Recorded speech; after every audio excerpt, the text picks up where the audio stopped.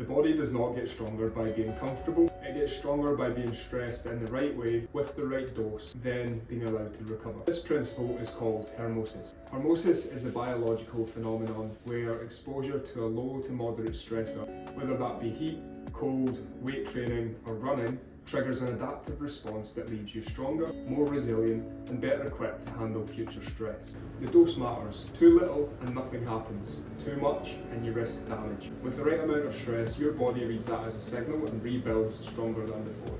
When your body is exposed to a stressor within the hermetic range, it activates a cascade of protective and repair processes.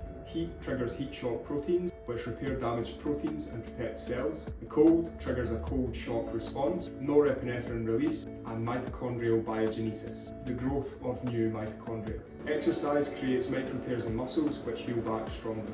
For cold immersion or ice baths, the hormetic zone is roughly 2 to 4 minutes and temperatures between 5 and 15 degrees. For heat exposure in saunas, it's roughly 15 to 20 minutes and temperatures from 80 to 100 degrees. These numbers sit in the range where the stimulus is significant enough to trigger adaptation without crossing into tissue damage. The stress is not the benefit. The recovery from the stress is the real benefit. The stress is only the trigger. What the body does afterwards is where the real change occurs. The muscle repair, the upregulation of protective proteins, and the neurochemical recalibration. This is why protocol matters, and spending too long in either the ice bath or the sauna can have a damaging effect. Different stressors activate different adaptive pathways and they compound. The sauna activates heat shock proteins, growth hormone, and cardiovascular adaptation. The cold activates norepinephrine, dopamine, the cold shock response, and anti-inflammatory pathways. Used together in a structured protocol, they stack.